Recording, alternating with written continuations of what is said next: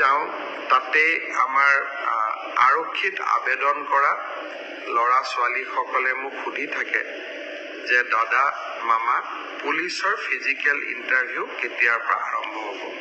নমস্কার বন্ধু বান্ধবীরা।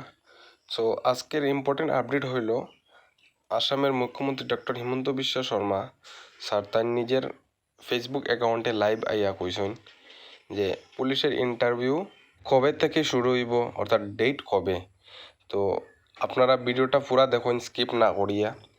অক্টোবর মাসের 3 তারিখ থেকে শুরু হইব ফিজিক্যাল ইন্টারভিউ।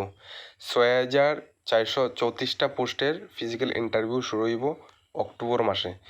মুখ্যমন্ত্রী ডক্টর হিমন্ত বিশ্ব শর্মা স্যারে কিতা কইছেন ভিডিওটা শুনুন। আমি অসম পুলিশত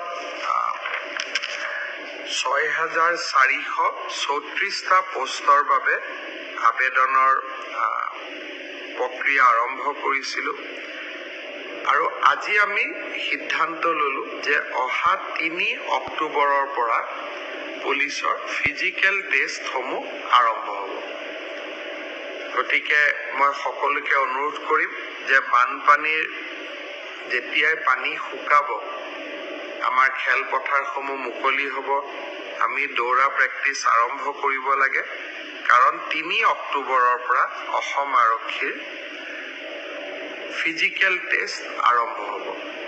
মোৰ লক্ষ্য হৈছে যে ফিজিক্যাল টেষ্ট, ৰিটেন আৰু ভাইভা প্ৰক্ৰিয়া সম্পূৰ্ণ কৰি এই বিত্তীয় বৰ্ষতে আমি যাতে এই 6434টা পদ ভৰ্তি কৰিব পাৰোঁ,